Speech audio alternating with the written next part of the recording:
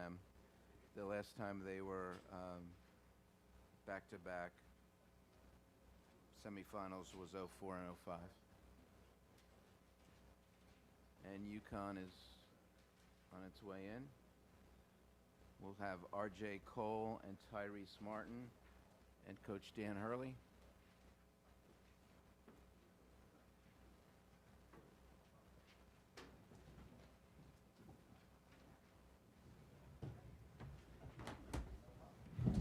And again, we have microphone holders that we need to get to you for your questions, so they come up on ASAP.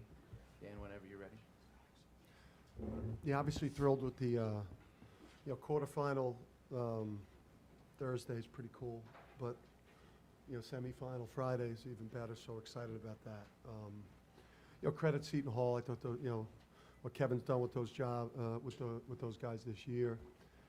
Through just through losing guys and type of season that he's had in the Big East this year, and just want to wish those guys good luck next week in the tournament. So thrilled with the win. These two guys were huge in the game, and obviously we won it with our defense and our rebounding, which is our identity. Raise your hands for questions right in front, Dave. Yeah, Dan, you talked about getting. You ask these guys first if you have questions for these dudes. Sure. Oh, you want to do questions for the players? Yeah, first, because they Okay. got to go. Well, yeah, was getting back to the defensive identities kind of stressed all week, and did you pretty happy with the way you did that tonight? Oh, yeah, absolutely. We just can't stray away from our defensive identity. That's who we are as a team. That's who we are as a group. So continuing to, harp on that, every day, we have to continue to do that, and that's what's going to get us these wins. Other questions for the players? Gavin.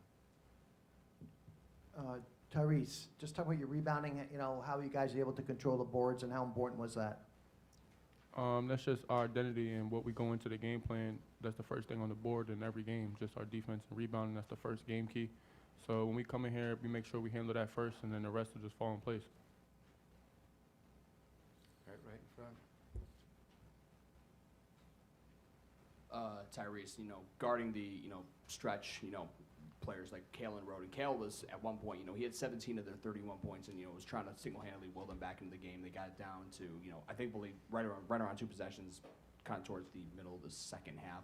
What did you guys do to, limit him the rest of the way and then pull away? We just settled down and make sure we got back to defense. I mean, we were scrambling around. Matchups were getting kind of all over the place and things like that. But once we got back to the regular matchups that we wanted to have, we just made sure we helped the helper and things like that. We were in the right spots, and we were just able to pull the game away at the end. Anything else for the players? Mike. Thanks. For both guys, you reached this stage of the tournament last year. Obviously, the building was pretty much empty. I wondered if you could just share your thoughts on what the environment was like and how electric the building was and how you kind of embraced that.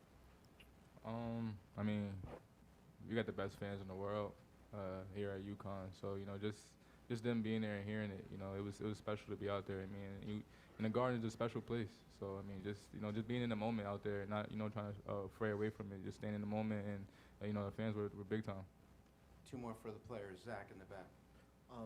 Tyrese, how important was it to limit Rhoden? He obviously didn't have his best game. Did you guys think if we control him, that's gonna really take a lot of what they do away?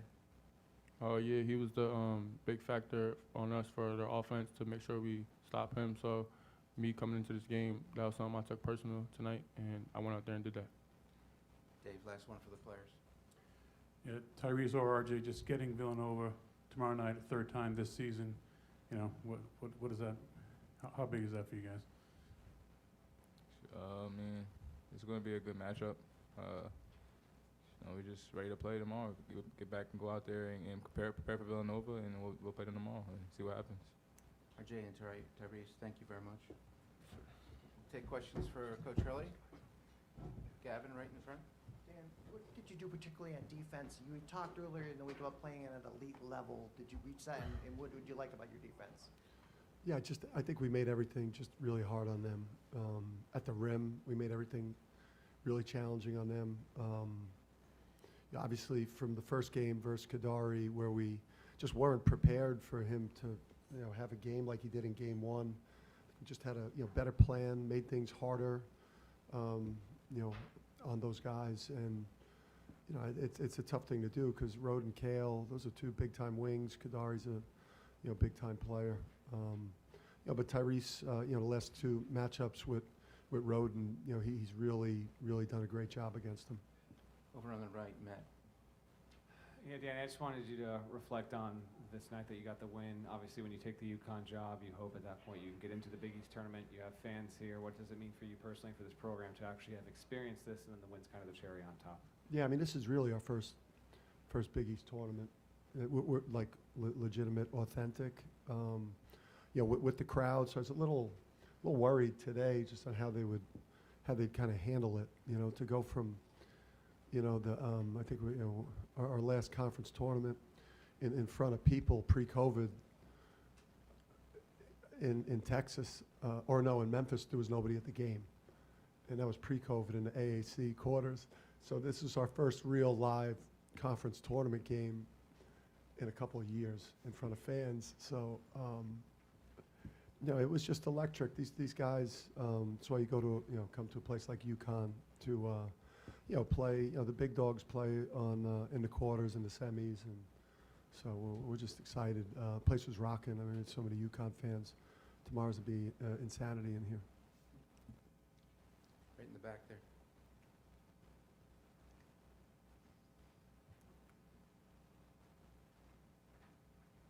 No, he doesn't want it. He's passing.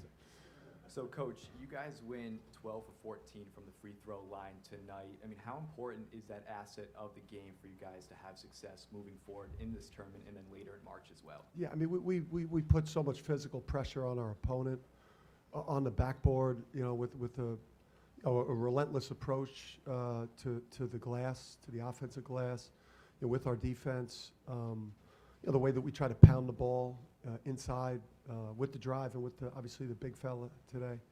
You know, it's just our identity is, you know, is paint pressure at both ends of the court. And I just thought, you know, the greatest barometer for us, you know, free throw line, obviously, you know, got to make free throws, and especially this time of year. But the barometer for us, when we out rebound somebody, you know, we're pretty hard to beat, and you know, we're pretty relentless on the glass. So be plus 13 and hold them to 35% from the field.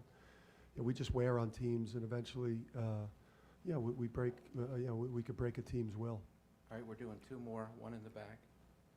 Dan, Andre seemed to be everywhere tonight on the floor. Can you, what he was able to bring in, just how much that impacted? I mean, you know, the stat sheet lies a lot sometimes with game impact. That guy's game impact today was, I don't know, 6. He had 6, 6, a couple steals. I mean, that guy just can't take your eyes off Andre when he's playing, and he just has such a huge impact all over the court. I mean, and he's enhanced the games of RJ and Adama and Tyrese, all the guys that kind of get the headlines with the scoring and the production on the offensive end. Guys like Andre and Isaiah make things so easy for those guys because they're so unselfish. Final question, Neil.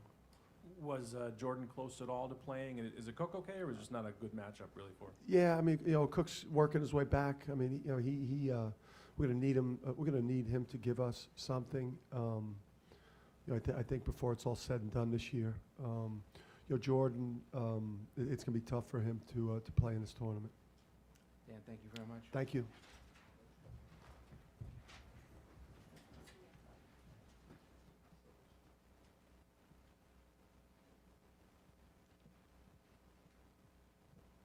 Again, for Seton Hall, it's going to be Miles Kale and Kadari Richmond with Coach Willard.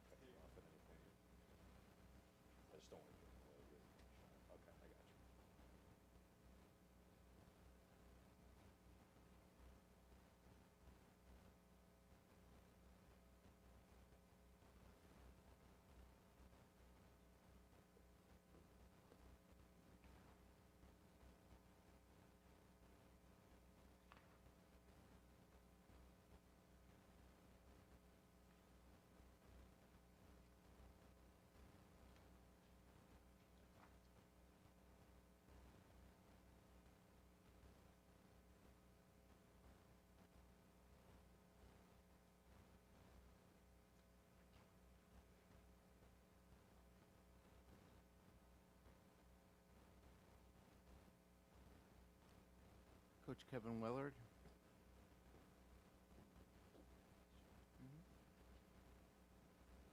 And we're going to be joined by Miles Kale and Kadari Richmond.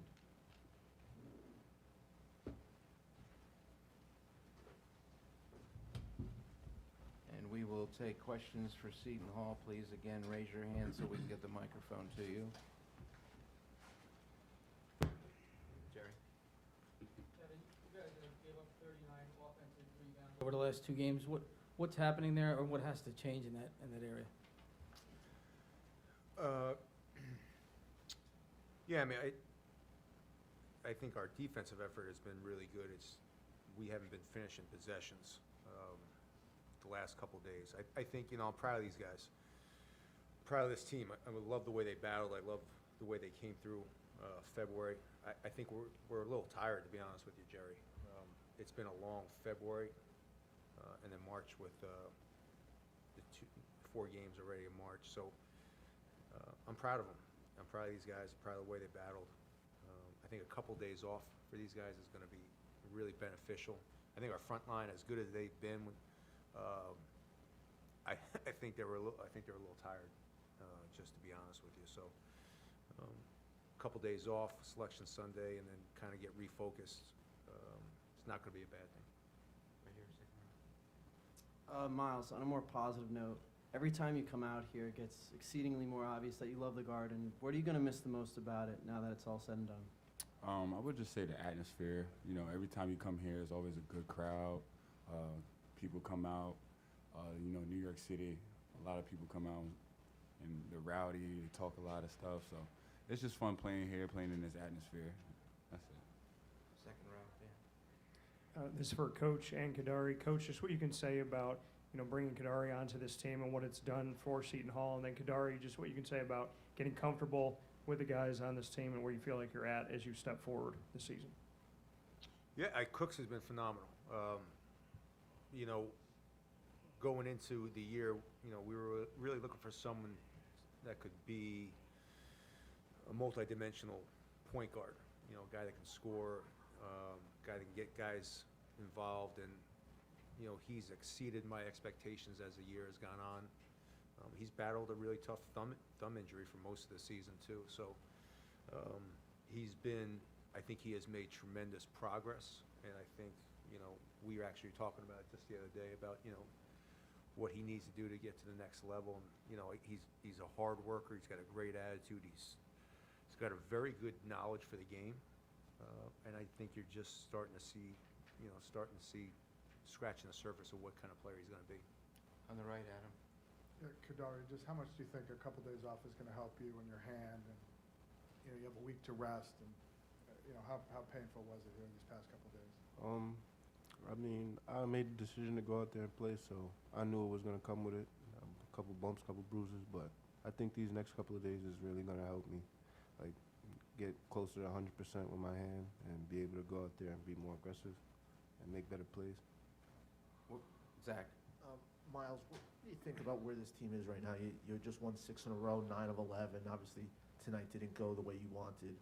But just kind of as you go get ready for the NCAA tournament, what do you think about just kind of the mindset of this group? Yeah, just like Coach said, you know, I think a couple days of rest, just getting back to practicing some more, and I think we'll be all right. I think we're in a good spirit. We all love each other, so it's not like we're going to take this loss and let this tank us or anything. So, you know, we're in a good spot right now. Just to follow, what did they do so well? What makes them, you know, such a good, tough defensive team? I would just say their aggressiveness on the defensive end. You know, they take a lot of pride on that, and they take a lot of pride on rebounding too. So that hurt us a lot this game. So.